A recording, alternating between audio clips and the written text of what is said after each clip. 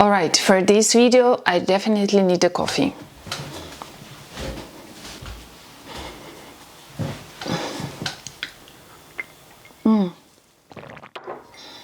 Yes, guys, I drink instant coffee. Why not? Because it's a Swiss coffee. Swiss coffee cannot be bad. Okay guys, today it's gonna be pretty boring video, but very important one, and we're gonna talk about Instagram analytics. Basically, understand which numbers are really necessary to know for your Instagram, you know, to know your best posting time, to grow your audience and stuff like this. But before we begin, I really need another cup of coffee because it's a tough video and numbers is not my strength. So let me grab a coffee. Alright guys, we all have different goals on Instagram, right? So for one, it can be brand awareness. If you just establish your new brand, new products, and you really want to know people to know your brand, then your goal on Instagram is going to be brand awareness. In this case, you will need to measure the audience growth, impressions, and reach, all about that later. If you want to grow your community, you know, if you're public or you are a specific persona and it's really your primary goal to grow community, then you need to focus on the engagement rate, audience growth, and stuff like this. If your goal is to generate conversions with the help of Instagram, then your goal is going to be to see how many phone calls you got, how much stuff you have sold with the help of Instagram, or how many DM or private requests you received through Instagram. Well, basically, those are three main goals that we marketers on Instagram distinguish. And of course, each goal can be complemented with each other. And depending on your primary goal, you'll have to measure different KPIs, which is translated to key performance indicators. Basically, in other words, metrics or those numbers about which we're gonna talk in this video. But in this video, guys, I want to focus more on the metrics or those numbers that are actually important to every single account, no matter what your primary goal is. Of course, if your primary goal is to generate conversions with Instagram, then along with those numbers that I'm going to be sharing in this video, you'll have to also measure other stuff that is related to your primary goal. But yeah, I feel like many people don't really get what are those numbers means, and they cannot actually leverage those numbers to grow their account, to optimize their strategy on Instagram. So that's why I'm gonna make this video not for every specific goal, but for everyone. And there are specific numbers that you really need to focus in order to help your Instagram to grow. Okay, let's begin with individual post statistics. So in Instagram, it might be really confusing because you can actually check your statistics via insights when you just click on this button in your profile, or you also have statistics under your post. Right now, we're going to talk about the statistics of your post, what all these numbers means, and on which numbers you have to focus, and some other numbers do not actually take into consideration because these are just numbers. Alright, let me just share with you all this definition of the words, what it means in the most easiest way as possible, so even I can understand that. Before we dive into this, I just want to show you how you can find it. You just click on the View Insights and then you'll see this information.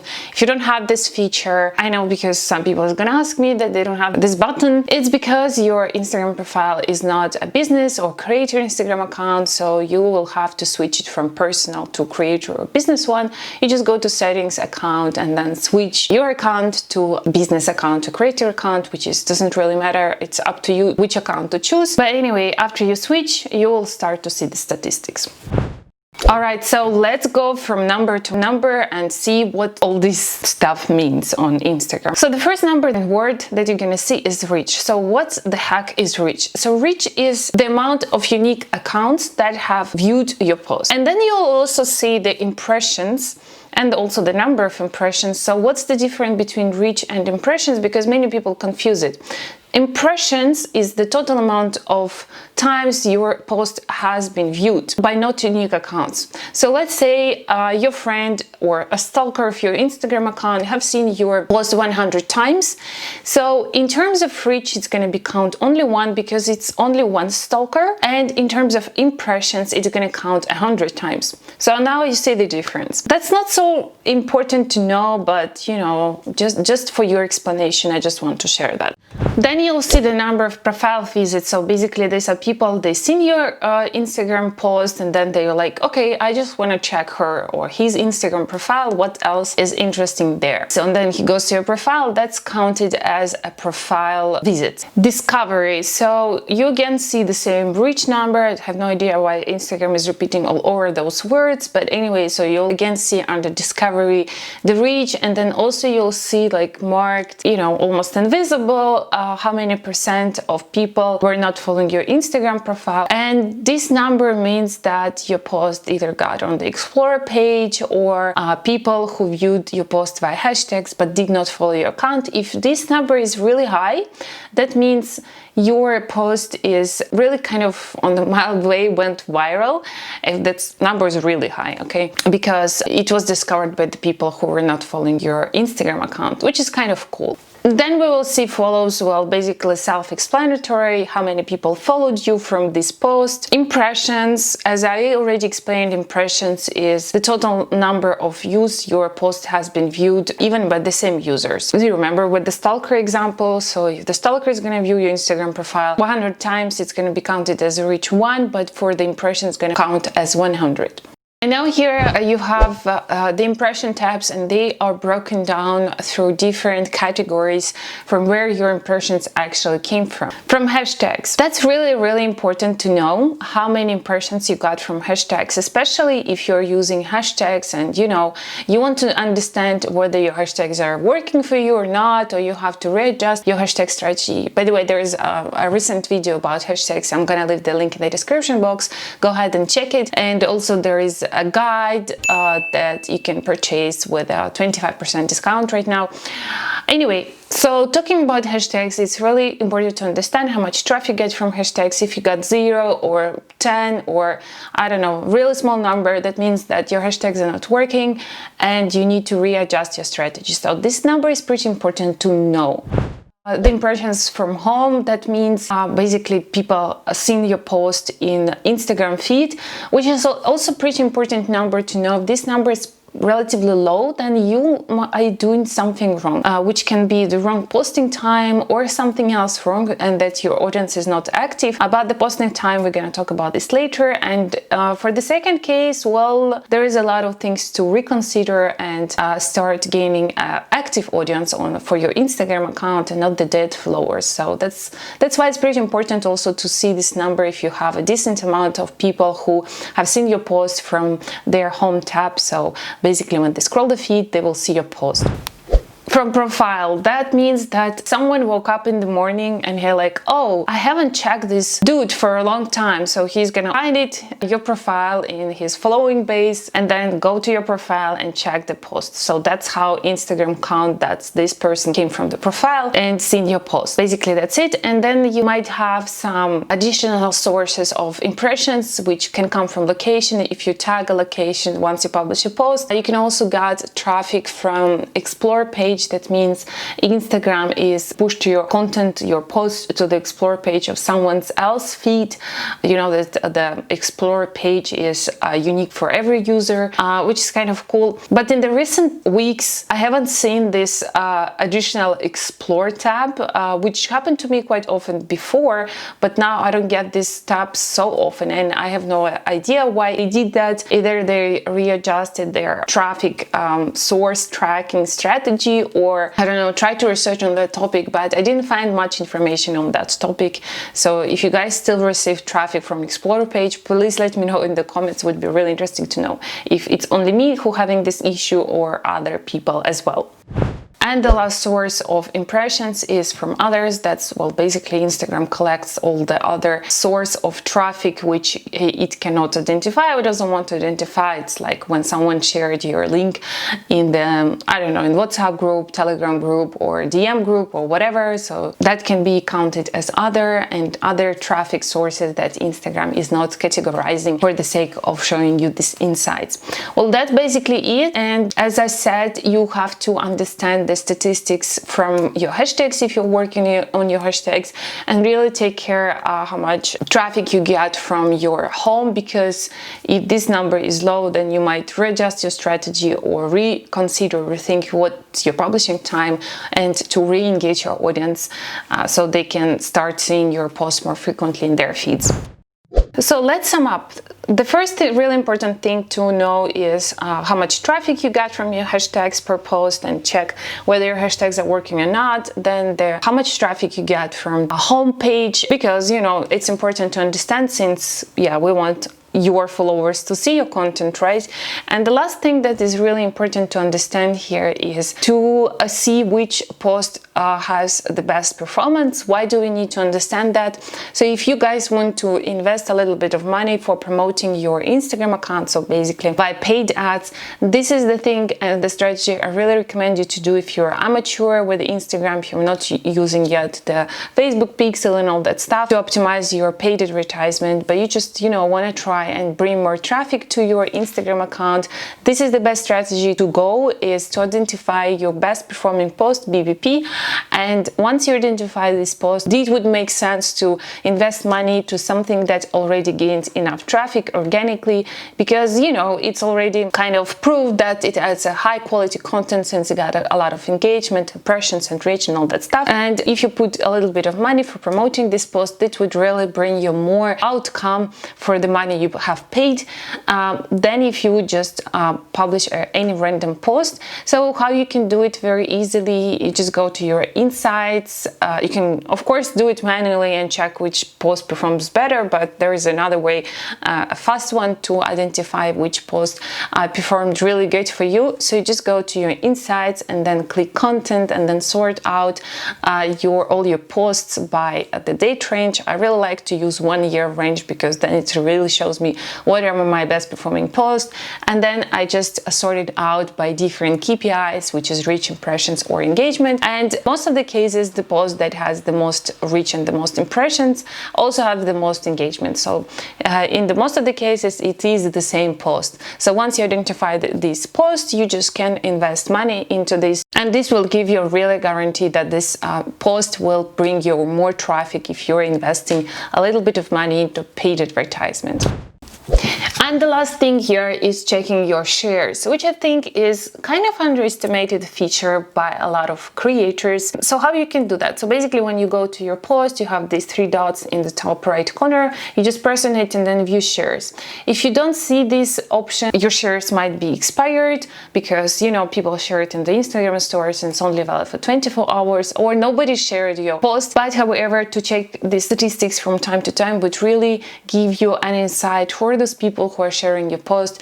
Just reach them out, or they can be your potential ambassadors if you have a brand on Instagram, or you can start to collaborate, offer them to do affiliate marketing with your brand or services and all that stuff, just to check who are the fans of what you are doing on Instagram. And I usually check this every day, especially after I have published a new post on my Instagram feed, and I check who are those people who reshared my post in their Instagram stories.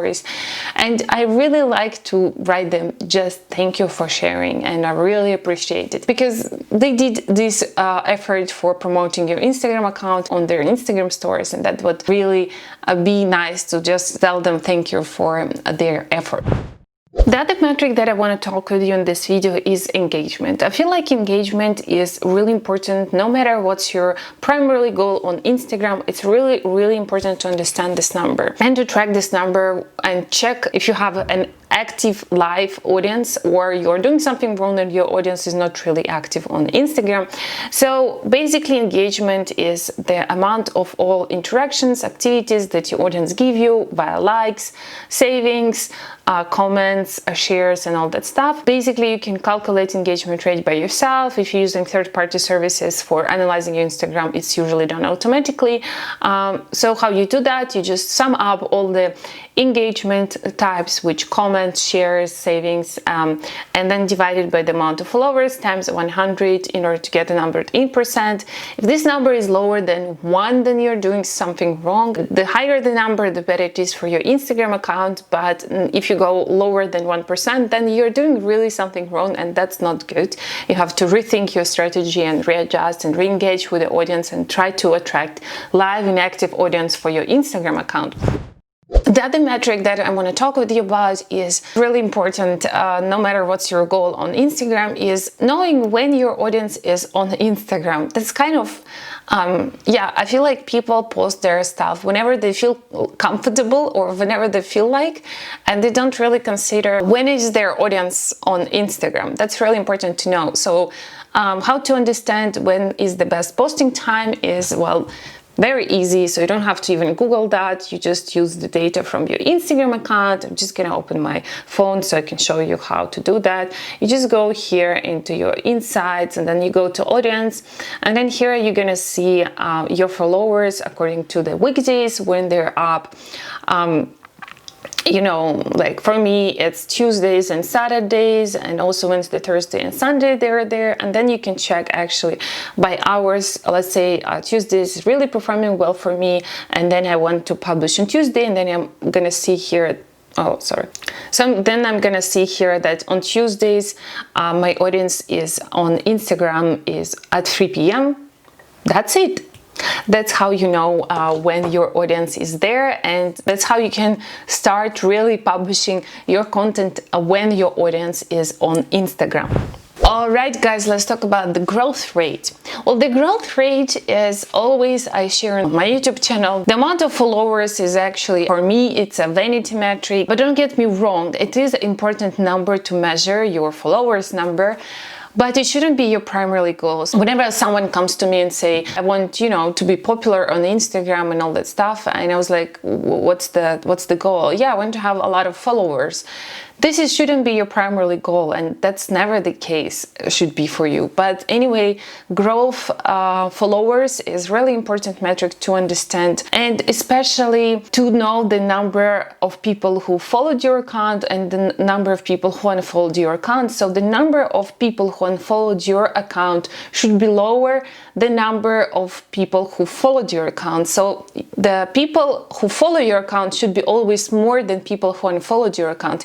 That's not the case. If more people unfollow your account than follow your account, then Instagram might think that your account is not interesting anymore, or something is wrong with your account, and will stop pushing it organically to, for growth, helping your account to grow. That's why it's really important to know these numbers and, to act immediately if you see that your unfollows are going high and your following goes down. So that's an important metric to understand and to know, not for the sake of following and having a lot of followers, but for the sake of not destroying your growth strategy on Instagram. Let's talk about the last thing for today, and it's Instagram stories, which is also important to measure. So in Instagram stories, you can also get statistics by going to your insights and then choose instead of post stories, and you will check your statistics of stories, and you can also check the statistics from the individual story and check how many people reached, how many impressions you got, engagements and all that stuff. It is important to know your reach. So we want to know actually the unique users who have seen your stories, and it's important to know that your reach is growing and not going down. I mean, sometimes when it goes down on some days, it's all right, but if you generally see the decrease in your reach, then you might rethink what type of content to publish in your Instagram stories. So just keep in mind that your reach should also always steadily growing, or be on the same level and not going down on the constant base. That's important. I mean, if you got a month ago 1,000 views per story and now you're just getting 200 reach, then you need to rethink your strategy on Instagram stories.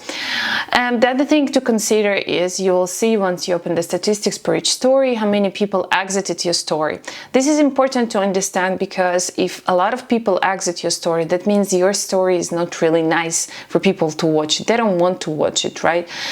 If they went forward, it's nice. If they went back, it's even nicer, because that means they're interested in your content. There are a few tricks that can really boost up your engagement in stories. So first of all, use engagement stickers. I always talk about this because if you will start to use engagement stickers, at least every single story, you will see an immense increase in reach for your stories, increase in views. Also, if you talk in stories, try to put it in words or write a sentence to sum up what you're talking about, because a lot of people watch your stories on mute, and because you don't have any text over your story, you kind of miss to give a message to those people who are watching stories on mute, and most of the people do watch stories on mute. Yeah, these are basically two tricks that you can use in order to improve your stories views. All right, guys, I think that's it for today. I hope you now get which kind of metrics are really important to focus on Instagram, and now I think you have a clear picture what's the difference between reach and impressions, which numbers you need to be able to understand and to know in order to leverage these statistics for the sake of growing your Instagram account. Yes, if you have any questions or comments or ideas for my future videos, make sure to write it below in the comments, because I create content based on your requests.